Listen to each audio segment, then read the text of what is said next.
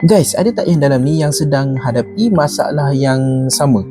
Dia ada keinginan untuk menyimpan, dia adalah buat untuk simpanan setiap bulan, tapi last simpanan tu gaib. Simpan, last hilang. Saya nak bagi satu suggestion untuk mereka yang ada hadapi masalah macam ni. Cuba kita alihkan simpanan yang kita buat tu kepada simpanan emas. Antara salah satu faktor kenapa orang mula beralih dengan simpanan emas ni, sebab simpanan ni bukan dia menjadikan kita kaya pun, tapi simpanan emas ni dia menjadikan kita lebih berdisiplin untuk menyimpan. Kalau kita tukar kita punya simpanan kepada emas, salah satu kelebihannya adalah kita akan sayang dengan emas kita tu. Kita nak jual pun kita akan fikir 2-3 kali. Dan salah satu kelebihannya, bila kita simpan emas, kita akan terkalis daripada inflasi.